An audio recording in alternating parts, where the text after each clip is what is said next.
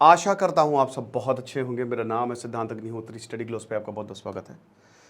भाई इंग्लैंड से ही डेमोक्रेसी आई है, आपको बता दूं। ग्लोरियस रेवोल्यूशन है, रॉबर्ट वॉलपोल पहले प्रधानमंत्री बने 1721 के दौरान। ये सब मैंने कवर किया है। लेकिन अब पहले भारतीय ऋषि सुनाक प्रधानमंत्री थे। देखिए आपको एक चीज़ बता दूं मैं कि जैसे हर देश में 2 या 3 बड़ी पार्टी होती है, 2 बड़ी पार्टी होती है, ठीक है। भारत में बीजेपी, कांग्रेस और बीजेपी। कांग्रेस पुरानी, बीजेपी नहीं है। अमेरिका में डेमोक्रेट्स और रिपब्लिकन्स है। और इस बार तो ये जो 2024 है, this is the year of elections. सारे देशों में इलेक्शन हो, चाहे पाकिस्तान हो, भारत हो, एवरीवेयर। अमेरिका में होने वाले हैं और ब्रिटेन में हो गए। तो अब यहां पे कौन 2 बड़ी पार्टी हैं? एक है लेबर पार्टी।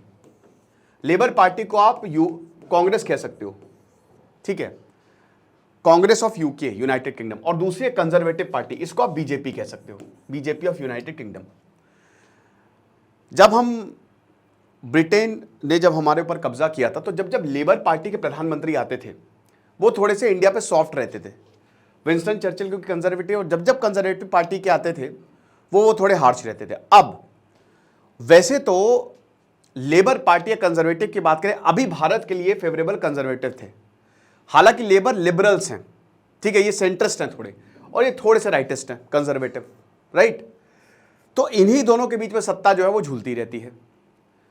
अब यहां पे जो इलेक्शन हुए, राइट, 600 650 के करीब सीटें हैं ब्रिटेन में। लेबर पार्टी को मिली हैं 410 सीटें। कंजर्वेटिव पार्टी को बहुत बुरा परफॉर्मेंस रहा, 131, बुरी हालत। 131 कंजर्वेटिव पार्टी को, लेबर को 410। लेबर पार्टी ने सुपड़ा साफ कर दिया है। अब देखिए ऋषि सुनक कौन सी पार्टी के? कंजर्वेटिव पार्टी के हैं, ठीक है। गॉर्डन ब्राउन 2010 तक पीएम रहे, 2006 से 2010 तक, जो कि लेबर पार्टी के थे। अब 2010 से लेकर अभी तक 14 सालों तक कंजर्वेटिव पार्टी की जो है वो सरकार रही है।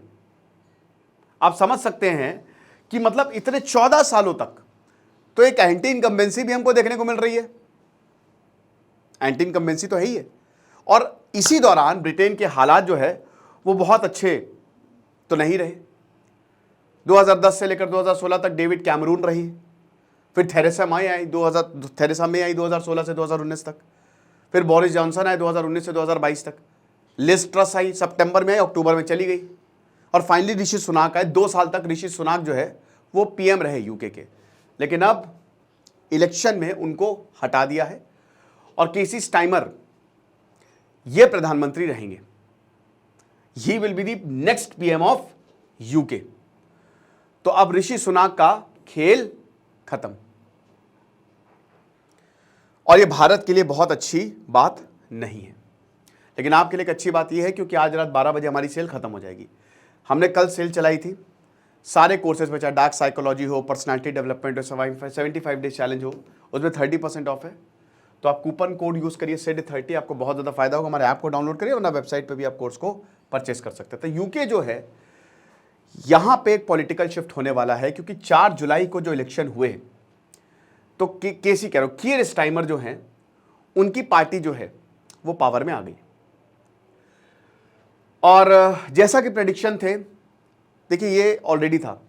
अब स्टाइनर जो हैं ये हिस्टोरिक मैंडेट इनको मिली है, यानी कि आप समझ सकते हो कि लोगों का गुस्सा कितना था। एक तो 14 साल से ये पार्टी सत्ता में है, और आप अच्छा कर दो, कोई फर्क नहीं पड़ता कि ब्लैक है, ब्राउन है, प्रधानमंत्री कौन है, डिक्टेटरशिप है, क्या है। भाई यूएई में देखो, दुबई में डेमोक्रेसी है, वहां पे अरब स्प्रिंग में हर जगह रेवोल्यूशन हो गए, रातों रात क्रांति आ गई, कोई वॉर में चला गया, कोई कहीं चला गया, लेकिन दुबई शांत रहा, क्योंकि वहां के जैसे ही आदमी पैदा होता है पैदाइशी करोड़पति हो जाता है। नागरिकता वहां पे वरदान है। तो बात इतनी सी है कि आप जनता को खुश रखो, जनता आपको खुश रखेगी। और जनता को पिछले 14 साल में इन्होंने दुखी कर रखा था। हालांकि ऋषि सुनाक ने काफी हद तक स्टेबल करने की कोशिश की। इसी दौरान ब्रेक्जिट भी हुआ, ब्रिटेन यूरोपियन यूनियन से निकल गया। तो 650 कंस्टिट्यूएंसी, 326 का आंकड़ा चाहिए, 326 छोड़ी 410 आ गई। और ऋषि सुनाक जो है उन्होंने अपनी, अब ऋषि सुनाक आपको पता है कि भाई सुधा मूर्ति, नारायण मूर्ति के दामाद हैं ऋषि सुनाक, और इन्होंने बहुत अमीर है, आपको बता दूं कि अच्छा खासा पैसा है। बिजनेसमैन हैं, इन्वेस्टर रहे हैं और इन्होंने कंजर्वेटिव पार्टी को बहुत पहले ही ज्वाइन किया। इनकी मैंने बायोग्राफी रिव्यू की है। लेकिन अब यही है कि हालात ख़राब हो गए हैं। अब भारत की अगर बात करते हैं तो भारत ने फ्री ट्रेड एग्रीमेंट, इसकी जो बातचीत है, क्योंकि देखिए कुछ भी हो इंडियन कनेक्ट होता ही है, तो भारत के ये फेवर में था कि ऋषि सुनाक जो हैं वो प्रधानमंत्री रहे। हालांकि लेबर पार्टी, मैंने बताया ना, ये कट्टर नहीं है, लेबर लिबरल है। ये बीच जब भी लेबर पार्टी के प्रधानमंत्री आए हैं तो भारत के लिए अच्छाई खराब नहीं हुआ है। लेकिन आपको बता दूं कि अभी हमारे लिए कंजर्वेटिव पार्टी जो है वो बढ़िया थी, क्योंकि हम बहुत सारे एग्रीमेंट जो हैं उनसे कर रहे थे, एफटीए नेगोशिएशंस जो है हमने चलाए रखे थे। अब अगर पोल्स की बात करें तो ब्रिटेन, अगर मान लीजिए लेबर पार्टी आती है तो यूरोपियन यूनियन को दोबारा से ज्वाइन कर लेगा। मुश्किलात बहुत ज्यादा रहे हैं, मैं आपको बता देता हूं कि हालात कितने बुरे हुए हैं। तो आप देख सकते हैं अभी तक जो आया है, ठीक है ना।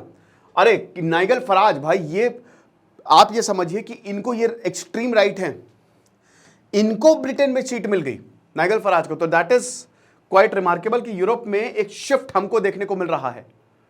ओके, तो ये आप देख सकते हैं 2010 में कंजर्वेटिव पार्टी आती है, डेविड कैमरून जो है वो प्रधानमंत्री रहते 6 साल तक। अब क्या प्रॉब्लम हुई? सबसे पहले तो भयानक डेट, ग्रेजुएट डेट जो हमको देखने को मिली।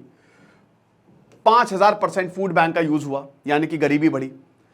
एसाइलम, इतने 1300% तक एसाइलम का बैकलॉग रहा। यह एक बहुत बड़ी प्रॉब्लम रही है। वेटिंग लिस्ट, देखिए आपको बता दूं कि भारत में लोग ऑपरेशन, भारत का हेल्थ सिस्टम, लोग भले ही गालियां देते हैं, लेकिन बाहर के लिए भारत का जो हेल्थ सिस्टम है ना वो वरदान है। वो सब यहाँ पे आके ऑपरेशन करवाते हैं, क्योंकि वहां पे ऑपरेशन करवाना, आप एक बार डॉक्टर से मिलने जाएंगे आपका लाखों का खर्चा है, लेकिन यहाँ कितने 500 या 1000 में आपको डॉक्टर की अपॉइंटमेंट मिल जाती है। अच्छे जो ठीक ठाक डॉक्टर है वो 500-600, और जो बहुत अच्छे डॉक्टर है वो 1000। तो ये है। तो वेटिंग लिस्ट बहुत ज़्यादा थी। होमलेसनेस 120% तक बढ़ गई, ये उस समय तक दिक्कत थी। 2010 में 170% माइग्रेशन हमको देखने को मिला। प्रोडक्टिविटी ग्रोथ, प्रोडक्ट ग्रोथ आप सिर्फ -60%, यानी कि बहुत बुरी हालत। तो ये पॉलिटिकल लाइबिलिटी थी कंजर्वेटिव के लिए, इसीलिए लोग परेशान हो गए थे। लोग परेशान हो गए थे कि भाई करें तो करें क्या, बोले तो बोले क्या, हम लेबर पार्टी को कभी वोट नहीं करेंगे। और इसीलिए लगातार 14 सालों तक ये पार्टी जो है बरकरार रही है। 3 इलेक्शन सर्वाइव की है। अब उसके बाद चीजें बदली का ज्यादा है नहीं, क्योंकि -27% जो सरकारी बजट था उसमें -27% से जो लोकल गवर्नमेंट जो पैसा देती है सरकार, गिरावट देखने को मिली। -32%, सब माइनस में रहा है। टाइमली कैंसर ट्रीटमेंट, क्राइम में बस आपको बढ़ोतरी देखने को मिलेगी। 40% तक क्राइम बढ़ गए। जब भी बेरोजगारी आती है, जब लोगों के पास पैसा नहीं रहेगा तो क्राइम होगा ही होगा, सिंपल सा कंसेप्ट है। सरकारी जो डेट है वो 40% तक बढ़ गई। 12% टैक्स बढ़ा दिए, ठीक है। और ट्रूप्स की अगर बात करें तो यही है ना, जब पैसे रहेंगे नहीं तो ट्रूप्स की आप छटनी करोगे, तो -25% तक ट्रूप्स की छटनी हुई। अब उसके बाद फिर आप और आ जाओ, 4% एवरेज वीकली अर्निंग ये बढ़ी। -0.5% पुलिस जो है वो डिक्लाइन हुई। 15% यूनिवर्सिटी एनरोलमेंट थोड़े ज्यादा हुए। 9% स्टेट पेंशन की वैल्यू थी। और अनएम्प्लॉयमेंट आप रेट देखिए, मतलब आप ये समझिए कि बुरी हालत। अब देखिए इंप्रूव क्या हुआ, एक तो एनर्जी जो फॉसिल फ्यूल से इन्होंने कम की, और क्राइम जो है वो कम किया, ठीक है। तो ये हमको देखने को मिला। लेकिन फिर भी आप इकोनॉमी की बात करो तो 2024 तक इकोनॉमी इनकी यहां पे है। मतलब आप ये समझिए कि 0.1% भी इनकी टच नहीं कर पाई, 0.5% तक की है। एवरेज वीकली अर्निंग की बात करें तो 2010 में कहां थी और 2024 में क्या कुछ खास बढ़ोतरी नहीं हुई है। जब आप एवरेज वीकली अर्निंग की बात करते हो तो यूरोप में आप ज़्यादा कमाते हो, कंपैरेटिवली बहुत कमाते हो। भारत में अगर मान लीजिए कि एक हफ्ते में आप 5000 कमा रहे हो, तो यूरोप में यही आंकड़ा जो है वो 2 से 3 लाख हो जाता है, ठीक है। बस ज़्यादा कुछ बड़ा नहीं है। टैक्सेशन की बात करें तो टैक्स बहुत बढ़ा दिया, टैक्स बढ़ा दिया। इकोनॉमी बढ़ नहीं रही है, टैक्स बढ़ा देते हैं, जनता से ही लूटो।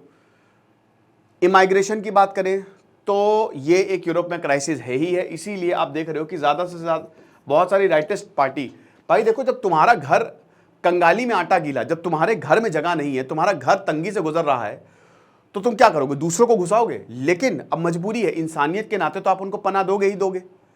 तो यहां पे पूरे यूरोप ने पनाह दी और अब यूरोप इसी इमाइग्रेशन क्राइसिस से गुजर रहा है। और इसीलिए हमको सरकार में चेंज देखने को मिला है। बाकी आप हमारे कोर्सेज को जरूर अवेल करिए। आज सेल का आखिरी दिन है। Thank you so much.